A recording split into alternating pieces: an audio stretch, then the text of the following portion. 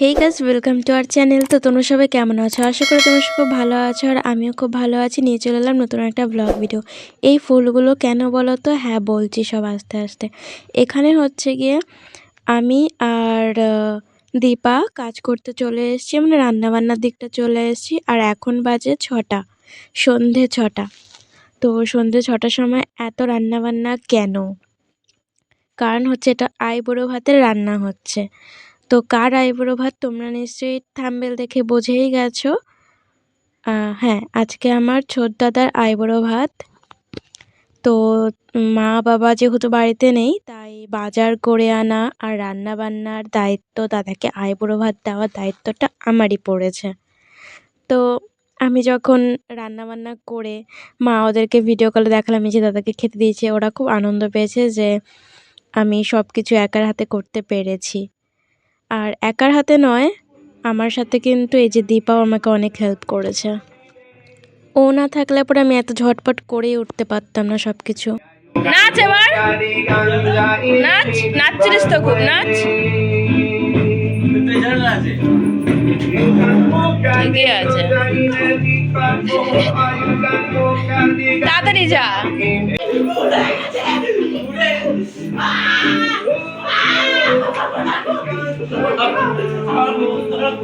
ভাইকে আমি সেই থেকে বলছিলাম আমাদের রান্না বান্না কিন্তু প্রায় এগিয়েই এসছে, তুই যা মাংসটা বাজার থেকে কিনে নিয়ে আয়। ভাই এত লেট করছিল, তাই দীপা রেগে গেছে ওর ওপর। হয়েছে মারপিট।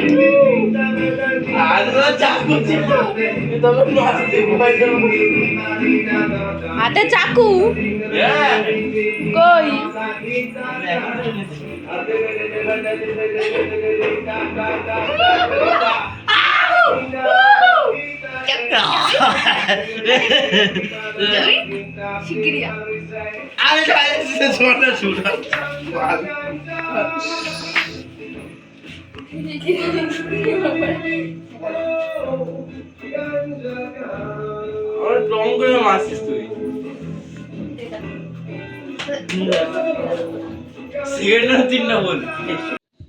তো এই যে গাঞ্জা গাঞ্জা গানটা শুনতেই পেলে, এই গানটা চালিয়ে ভাই আমাদের দুজনকে খুব রাগাচ্ছিল আর বিছানা উঠে নাচছিল, যেটা আমি ভিডিও অন করতেও নাচা বন্ধ করে দিয়েছিল। তো অনেকক্ষণ ধরেই বলছিলাম, রান্না বসানোর আগের দিয়ে বলছিলাম যে যা মাংসটা কিনে নেয়। ও বলছিল যে একটু পরে যাচ্ছি, একটু পরে যাচ্ছি করে করে অনেক লেট করছিল, আর আমাদের পেছনে খুব লাগছিলো, খুব শয়তানি করছিল। ও নিজেও কোনো কাজ করছে না, আমাদেরকেও ডিস্টার্ব করে যাচ্ছে। তো তার জন্য দীপা রেগে গেছিলো আর বেলনি চাকিটা নিয়ে ওকে মারতে গেছিলো। দেখলেই তো পুরো ভিডিওটা, এরকমই ওরা করতে থাকে। ভাই এরকম রাগায় ওকে আমাকে, আর আমি তো বলি এরকম করিস না। আর আমার থেকে আগে আমাকে ভীষণ রাগাতো, ভীষণ আমার পেছনে লাগতো। এখন তাও দীপা চলে এসছে বলে দীপারই পেছনে বেশি লাগে। আর খায়ও কেলানি ওর কাছে, দেখলেই কীরকম মারপিট করে দুজনে মিলে। তো চলো ভাই ওরা কিন্তু ফাইনালি এখন বাজারে যাচ্ছে, সে দীপাকে নিয়েই গেল এখন মাংসটা কিনে আনুক, বাট পিঠে ব্যাগ নিয়ে কে যায়? তারপরে বলার পরে আবার রেখে গেল একটা। তো এখানে দেখো টমেটোর ডাল করেছিলাম, ডালটা কিন্তু প্রায় ফুটেই এসছে। এরপর জাস্ট ধনেপাতা দিতে হবে, দিয়ে তারপর ডালটা নামিয়ে দেবো। আর ফুলকপি তো প্রথমেই দেখিয়েছিলাম, সেদ্ধ বসিয়েছিলাম। ফুলকপির পকোড়া করব আর বেগুনিটা করব, আর বেগুনও ভাজবো ভেবেছিলাম, কিন্তু দাদা বলল আমি বেগুন খাবো না। তো বেগুনিটাও দিয়েছিলাম, লাস্টে বলেছিল যে বেগুনিটা উঠিয়ে নে, বেগুনি খাবো না। মানে ও বেগুনটাই খেতে চাইছে না, মানে আই থিঙ্ক খায় না, অ্যালার্জি ফ্যালার্জি কিছু একটা আছে। তো উঠিয়ে নিলাম। এরপর ভাই ফাইনালি মাংস কিনে আনলো, এবার আমি ধোয়াধুয়ি স্টার্ট করে দিয়েছি মাংসটা। আর ভাত হয়ে গেছে, আর পকোড়া আর বেগুনি ওগুলো তো দাদা যখন আসবে তখনই ভেজে দেবো গরম গরম। আর ডালটাও হয়ে গেছে, এখানে শুধুমাত্র এখন মাংসটা বসিয়ে দিলে পরে। আর এই যে মাংসের মধ্যে কিন্তু এই মশলাপাতিগুলো সব ভালো করে ম্যারিনেট করে রেখে দেবো। রেখে দেওয়ার পরে এই আলুটাকে ভেজে নিয়ে তারপর মাংসটা করে নেব।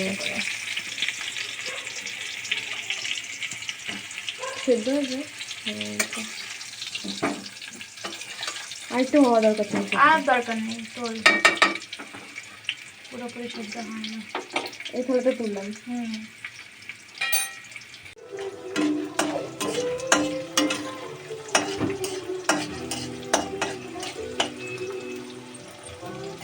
তো ওখানে দীপা আলুটা ভেজে তুলে নিয়েছে, আর এখানে ম্যারিনেট করা মাংসটা রয়েছে, আর আমি পেঁয়াজটা ভেজে নিলাম। আর এখানে দীপা ফুলকপি আর বেগুনের ব্যাটারটা বানাচ্ছে। আর ও আমাকে অনেক হেল্প করে দেয়, বিশ্বাস করো। তোমরা তো দেখতেই পাও আমার ম্যাক্সিমাম কিছু কিছু ভিডিওতে এরকম যদি আমার ওপর চাপ আসে রান্না বান্নার, তো আমাকে অনেক হেল্প করে দেয়, অনেক। আমার হাতে হাতে যেটুকু ও করে দেয়, রান্নাবান্নার দায়িত্বটা আমারই থাকে, বাট খোঁজকাজ যেটুকু থাকে অনেক হেল্প করে দেয়। ওটুকু না করলে পরে হয়তো আমি এত রান্নাটা এত তাড়াতাড়ি করে উঠতে পারতাম না। ওর জন্য আমার অনেক হেল্প হয়। আর ওকে আমি আগে থাকতে বলেছিলাম যে রবিবার দিনকে দাদার আইবুড়ো ভাত দেবো, তো তুই কিন্তু আমার হাতে হাতে হেল্প করে দিবি। ও বলেছিল ঠিক আছে, কিন্তু রবিবার যেহেতু দাদার সময় হয়ে উঠবে না, দাদা শনিবার দিনকেই আমাকে বলল যে আজকেই কর। তো আমি দুপুরবেলা ঘুমিয়েছিলাম, তো বিকেলবেলা 5টার সময় ঘুম থেকে উঠে তারপর দাদাকে ফোন করেছি কালকে কখন আসবি। দাদা বলল কালকে আমার একদমই হবে না, তার পরের দিনকে দাদার ছিল হলুদ কোটা, তখন তো তারপরে আর আইবুড়ো ভাত দেওয়া যাবে না, তাই আজকেই তাড়াহুড়ো করে করতে হলো। তাই দীপা আমাদের বাড়িতেই এসছিল, ওকে বললাম কি তুই কি থাকতে পারবি রাত অবধি, আজকে তাদের আইবুড়ো ভাতটা দিতে হবে। তো ও বললো ঠিক আছে আমি হাতে হাতে করে দেবো, কিন্তু আমি খেয়ে যেতে পারবো না, অনেকটা লেট হয়ে যাবে তো তাই। তো অনেক রিকোয়েস্ট করলাম যে তোর মাকে বলবো আমরা, বাট বললো যে না গো দিদি অনেক লেট হয়ে যাবে। আর এমনিতেই মানে 10টা বেজে গেছিলো, রান্নাবান্না 8টার মধ্যে হয়ে গেছিলো, বাট ও বলেছিল আটটু ঠিক আছে থাকি, আটটু থাকি করে করে অনেকটা লেট হয়ে গেছিলো। তো তারপরে ওকে ও বললো যে না গো দিদি খেয়ে আর যেতে পারবো না। তারপরে আমি বললাম যে তাহলে পরে খাবারটা প্যাকিং করে দিই, ওকে দিয়ে দিলাম। নয়তো ও আমার মানে আমাদের বাড়িতে আসে আমার হাতে হাতে এত হেল্প করে দেয়, ও এত ভালোবাসে আমাদেরকে, আর ওকে এত ভালোবাসি, আর এত কিছু করে দিল, ওকে না খাইয়ে ছেড়ে দিতে কেমন লাগে বলো তো। আর যাই হোক তারপর ওকে প্যাকিং করে দিয়েছি, ও নিয়ে চলে গেল, বাড়িতে গিয়ে খেয়েছে। আর এখানে দেখো ফুলকপির পকোড়াটা করার জন্য ব্যাটারটা কিন্তু ওই রেডি করে দিয়ে গেছিলো, আমি জাস্ট এখন ভেজে নেব। আর দাদা চলে এসছে, আমি এখন এই পকোড়াগুলো ভেজে ঠেজে দেবো। আর তারপরে দীপাকে বলবো যে একটু তুই সাজিয়ে ঠাজিয়ে দে, আমি এগুলো ভাজতে ভাজতে তারপর বলবো একটু সাজিয়ে সাজিয়ে দে। কারণ দাদার জন্য ভেজে আগে থাকতে দিয়ে দিলাম, আর আমরাও তো খাবো তার জন্য এগুলো আমি ভাজতে থাকবো। তো দীপা এখানে ফুল টুলগুলো ছিঁড়ে প্যাকেটে রাখছে। বেগুন তো পুড়ে গেছে, বেগুন তো দেখাস না। তো দাদাকে এই আইবুড়ো ভাতের থালাটা দিয়ে আশেপাশে সাজানোর জন্য দীপাকে দায়িত্বটা দিলাম। আর আমরাও তো খাবো, তো আমাদের জন্য যে বেগুনি ফুলকপি এগুলো ভাজা ওগুলো আমি রেডি করছিলাম, আর ওকে বললাম তুই দাদাকে এগুলো সাজিয়ে দে। তো ওই দায়িত্বটা নিয়ে নিল, ও দাদাকে সাজিয়ে গুছিয়ে দেবে, আর আমি এই সাইডে এগুলো মানে ভাজা টাজা করতে থাকবো, এটা আমাদের জন্য। আর দীপাকেও যেহেতু খাবারটা প্যাকিং করে দিতে হবে, তো ওই সাইডেও সাজাচ্ছিল, আর আমি এই সাইডে খাবারগুলোর প্যাকিং ট্যাকিং করে দিচ্ছিলাম। আর ও যেহেতু একটা দায়িত্বের মধ্যে ছিল আর আমি একটা দায়িত্বের মধ্যে ছিলাম, তাই ওই সময়টা আর ক্যামেরা করতে পারিনি। আবার আমি গিয়ে একটা হলো ক্যামেরা করে আসবো ওর সাজানোর দিকটা।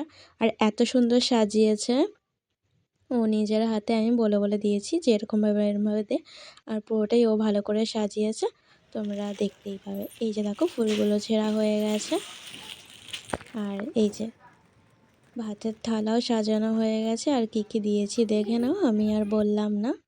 এই যে এরপর ও সাজাতে চলে এসছে এখানটায়, আমি একটু ক্যামেরাটা নিয়ে ধরেছিলাম যে কী কী সাজাচ্ছে। আর এই যে আমার দাদা, এরপর আমি চলে যাব একটু গোলাপ ফুলের পাপড়ি আনতে। মানে এই গাঁদা ফুলের পাপড়িগুলোর ওপর দিয়ে যদি 2-1টা করে গোলাপ ফুলের পাপড়ি ছড়িয়ে দেওয়া যায়, তাহলে পরে না দেখতে মানে জিনিসটা আরও গর্জিয়াস লাগবে, আরও বেশি জিনিসটা ফুটবে।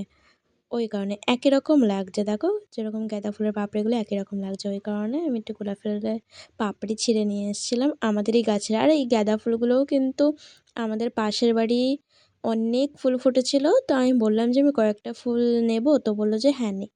তো ওখান থেকেই ফুলগুলো নিয়ে এসেছি, আর আমাদের গাছের একটা গোলাপ ফুল ছিঁড়ে নিয়ে আসবো ওখান থেকে পাপড়ি, এই যে এই পাপড়িগুলো তো আমার ফুলের কোনো কিছুই কিনতে হয়নি। দাদা বলছে, "এত কিছু করে কী লাভ? জাস্ট ফটোশ্যুটের জন্য?" বললাম যে, "হ্যাঁ, এখন তো ফটোশ্যুটের জন্যই মানুষে কত কিছু করে।"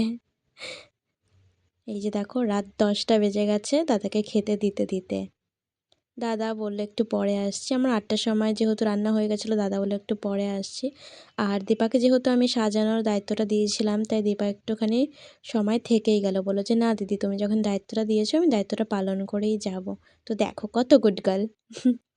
তো তারপরে ও বলল, "আর আমি খাবো না, খাওয়াটা প্যাকিং করে দিও।" তো আমি ওখানে প্যাকিং করতে চলে গেছিলাম। তারপরেই কিন্তু দীপা চলে যাবে। আর দাদা এখানে খাচ্ছে। ভিডিওটা আমি এখানেই শেষ করব। দেখা হচ্ছে নেক্সট আরেকটা ভ্লগ ভিডিওতে। আমার ভিডিওগুলো তোমাদের কেমন লাগে প্লিজ কমেন্ট করে জানিও। আর কেমন কেমন ভিডিও দেখতে চাও প্লিজ কমেন্ট করে জানিও। আর চ্যানেলটা যদি সাবস্ক্রাইব না করে থাকো তো চ্যানেলটা সাবস্ক্রাইব করে দাও, লাইক কমেন্ট শেয়ার করে দাও।